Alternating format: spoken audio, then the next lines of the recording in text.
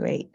So welcome everyone, and welcome to Connecting the Dots with Dr. Ashaye. I'm Lola Ashaye. I'm a primary care physician and owner of In Touch Primary Care in Sugar Land, Texas.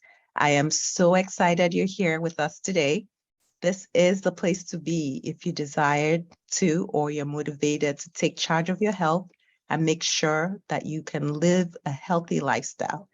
So if you have back pain or you know someone that has back pain, today's episode is for you. I have a special guest, a specialist in this field, Dr. Malini Khanna, a physical medicine and rehabilitation and spine specialist. And we're going to be discussing practical tips to reduce symptoms from and prevent lower back pain. Welcome, Dr. Khanna. Thank you. Happy to be here. Yeah, thank you for being here. And before we get started, just wanted to remind you that this episode, as with all our episodes, are recorded and available on the In Touch Primary Care YouTube channel. So you can subscribe to our YouTube channel and share with anyone you think may benefit. All right, so let's get started. So I'm going to start with asking you, Dr. Khanna, to go ahead and introduce yourself and share what you would like people to know about you personally and professionally. Sure. My name is Malini Khanna. I'm a PM&R physician. So like you said, physical medicine and rehab. I specialize in lower back pain and sports medicine. I'm located in Philadelphia, Pennsylvania. And I just recently opened up my own practice called Concierge Spine and Sports Medicine. That's awesome. That's awesome. And you're a PM&R and spine specialist. Can you explain a little bit more about what you do, what kinds of patients you see? Yes, so PM&R is it's also known as physiatry. So it's a little bit of it's a field that is not so mainstream yet, but it is a very important field. So what we do is we look at the whole body, the whole system, the whole kinetic chain. I tend to focus on lower back pain.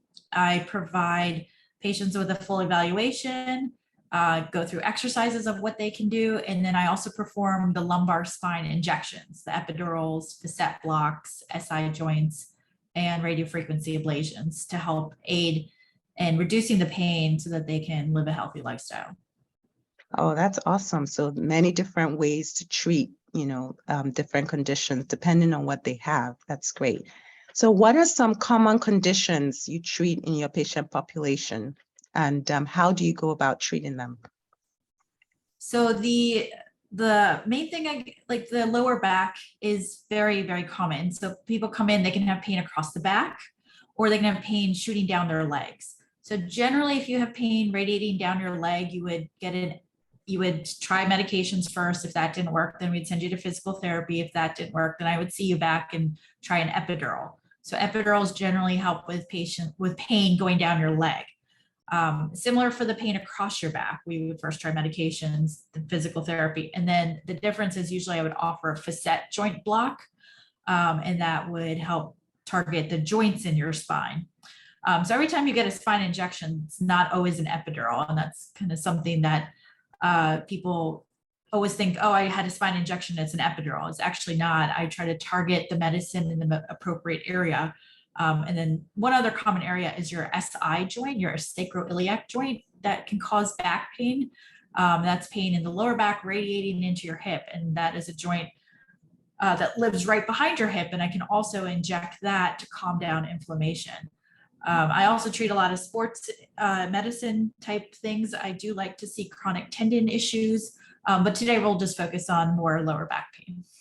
Awesome. Yeah. So it sounds like there are many different ways to treat pain and to be more targeted so that you're not just generally when you're targeting where the pain is coming from, it's so much more effective.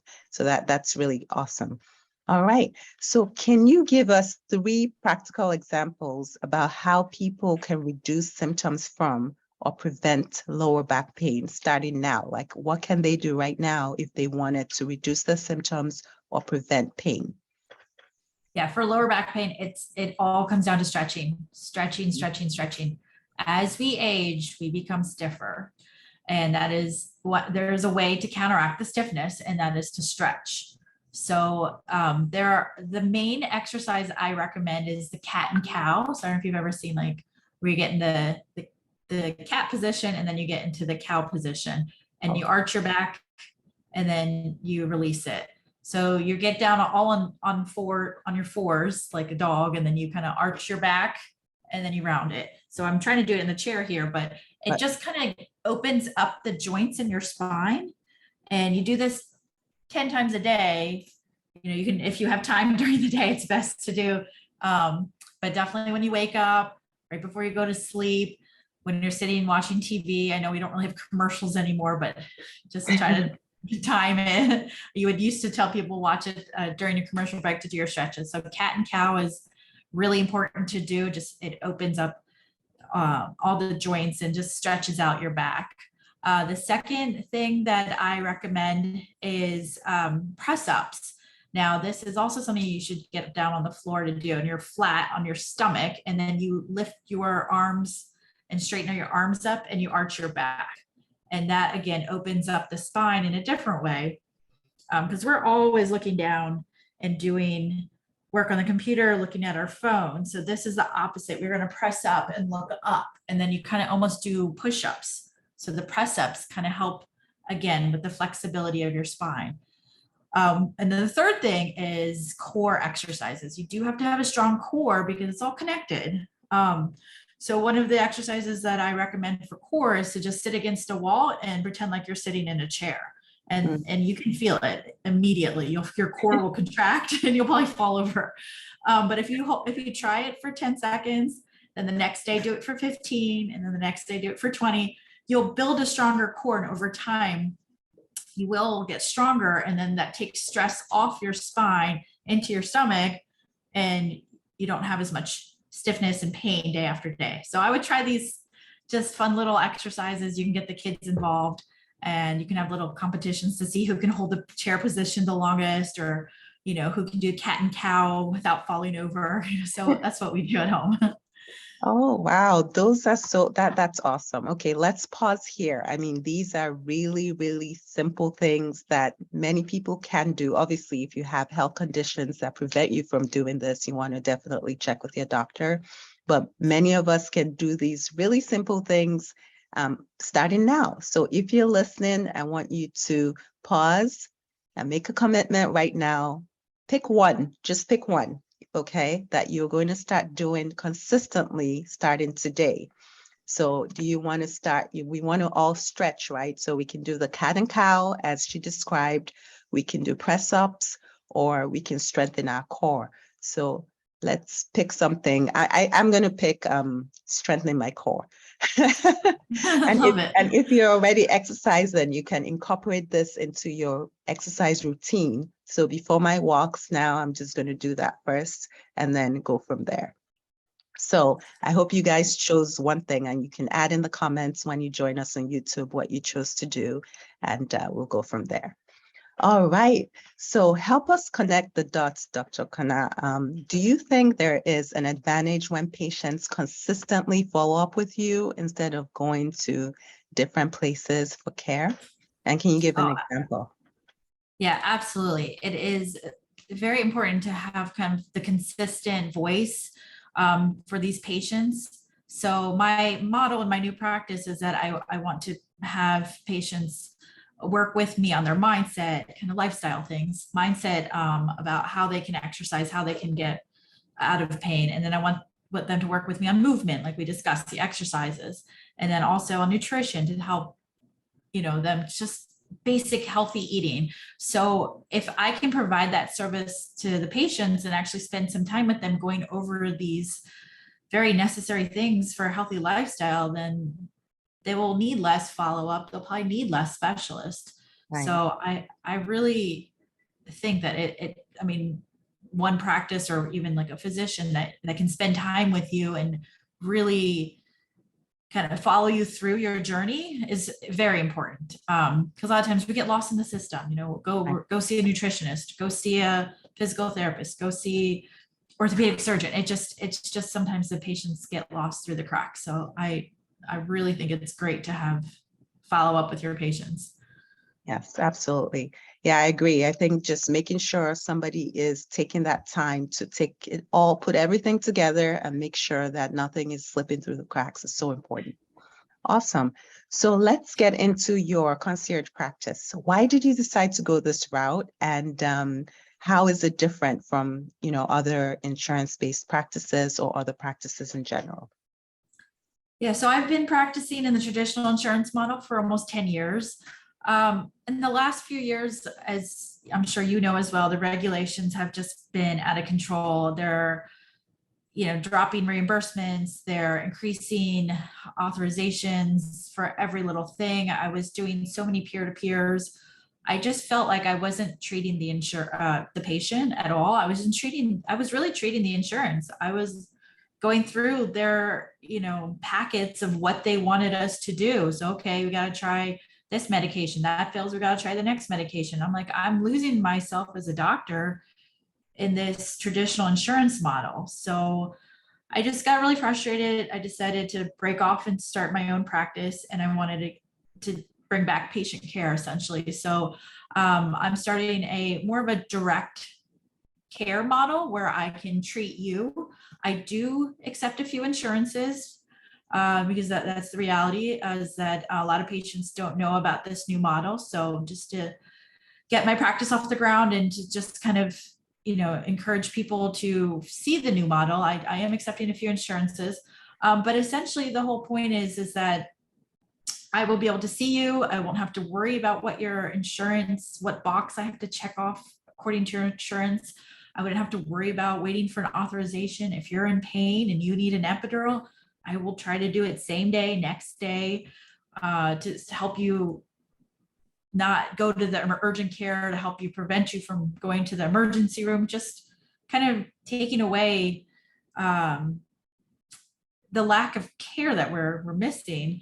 Is that because the insurances are just kind of telling us how to do medicine right now. So I'm trying to take away the middleman and hopefully be able to just provide better care. And I know your practice is very similar.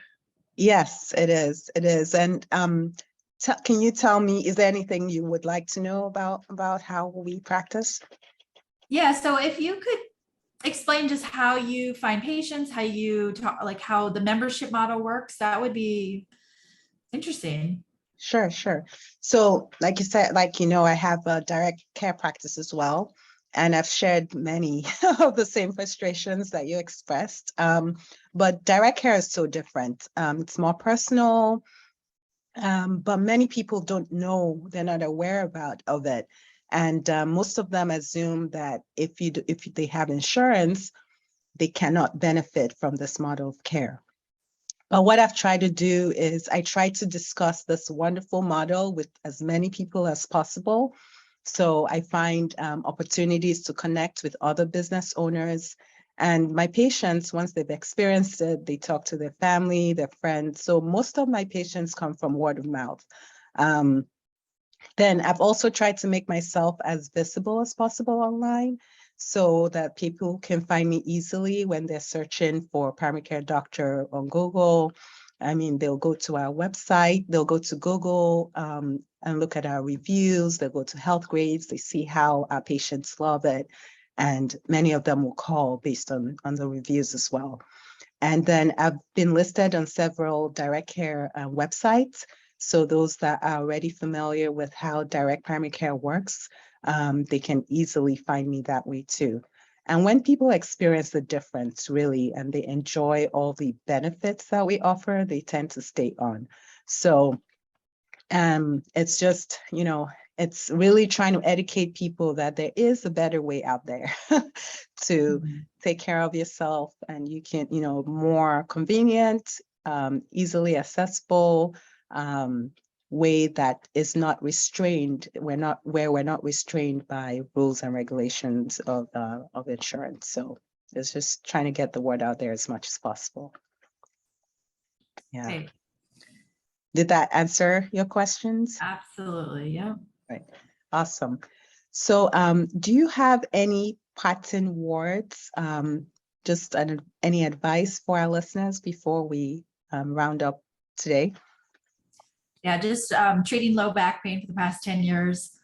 The best advice I can give you for your lower back is to stretch, stretch, stretch. 10 minutes a day, take time, stretch what you like. I do recommend yoga if you like it. If you don't, you can do some yoga moves. And that's kind of how I do things, is that I pick the yoga moves I like and feel good, and I just kind of stick with those, and then I add on to it.